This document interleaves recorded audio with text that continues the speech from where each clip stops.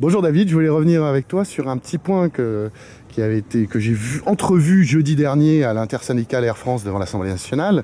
Un de tes camarades de la CGT nous présentait un très beau panneau sur la gestion d'Air France et finalement la gestion assez calamiteuse d'autres trucs. Et il y a un point que j'ai vu, c'était à propos de fonds de pension qui auraient été hérités avec le rattachement de KLM. KLM avait des fonds de pension pour ses salariés notamment, mais... Voilà. Et donc cette gestion de fonds de pension, comment ça marche quand la société fait des bénéfices, mais quand elle en fait pas, et quoi, comment ça intervient? Donc voir un peu si tu peux nous éclairer là-dessus. Alors c'est une question qui est intéressante, qui est un petit peu technique, mais qui est très intéressante. Il y a cette question des fonds de pension et il y a la question de la dette. Il y avait deux items vraiment qui ont posé problème au moment de la fusion avec Air France et KLM. C'est que KLM était une entreprise très lourdement endettée. Très lourdement endetté, ça veut dire aussi que c'est Air France et l'État français qui ont compensé une partie de cette dette de KLM et qu'on continue de payer d'ailleurs. Donc ça, il ne faut jamais l'oublier parce qu'on nous dit toujours KLM fait de l'argent, Air France en perd. Vous allez voir que c'est un petit peu plus subtil que ça. Ouais. Donc il y a déjà cette question de l'endettement et la question dont tu viens de parler, qui est essentielle aussi, qui est celle des fonds de pension. Il faut savoir que les salariés hollandais ne bénéficient pas de notre régime de retraite, issu du CNR, on va pas développer, mais on sait tous que c'est une conquête sociale très très importante française. Les salariés de KLM donc, ont une retraite par capitalisation. Et vous retrouvez exactement ce que ça coûte. C'est très facile puisque c'est compté comme étant dans la masse salariale du groupe Air France KLM. Et donc ces dernières années, on est à peu près sur du 1 milliard par an pour essayer de maintenir à flot ce système par capitalisation. Et c'est important parce que le loup est entré dans la bergerie à ce moment-là, puisqu'on avait ces fonds de pension. Et pas uniquement que pour les retraités américains sur la côte à Miami et qui veulent voyager, c'est aussi le cas aux Pays-Bas.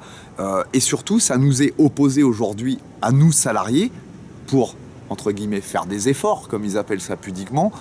Derrière, ce qu'on peut voir, c'est que ce système, ils veulent le promouvoir.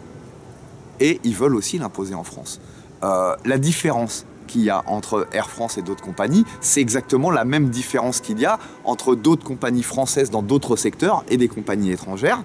C'est que nous avons, issus du Conseil national de la résistance, certains acquis, dont la retraite, dont la Sécu, toute la branche maladie, la branche vieillesse. Qui n'est pas par capitalisation. Qui n'est pas du tout par capitalisation, mais par répartition, ce qui est la fierté, française, on va dire. Et on a un modèle qui nous est envié partout dans le monde, sauf par les financiers, ça tout le monde l'aura bien compris. Donc effectivement, cette question-là, elle est au centre des débats aussi, même si elle ne fait pas la une de l'actualité. Ce système de fonds de pension, aujourd'hui, pour payer les retraites des salariés de KLM plus tard, coûte un bras à l'entreprise. Il faut dire ce qui est.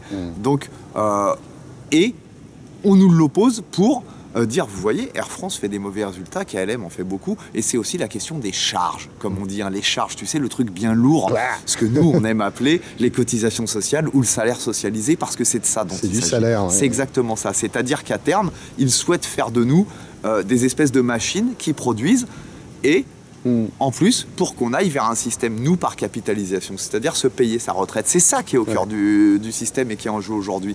Les salariés Air France ne le voient pas encore nécessairement parce qu'il y a d'autres items qui sont aussi importants et qui sont, on va dire, très importants dans la vie quotidienne. C'est le salaire, notamment. Mais c'est vrai que c'est pas une question centrale, mais c'est une question qui est intéressante parce que c'est deux modèles qui s'affrontent.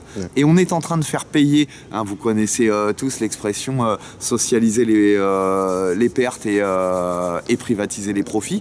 On est en plein dedans avec cette question. Donc elle va ressortir, mais elle est importante puisque ce coût des retraites de nos collègues de KLM, aujourd'hui, on nous le compte dans l'item masse salariale. Ça encore, j'ai encore du souci avec le masse salariale parce que la masse est très lourde.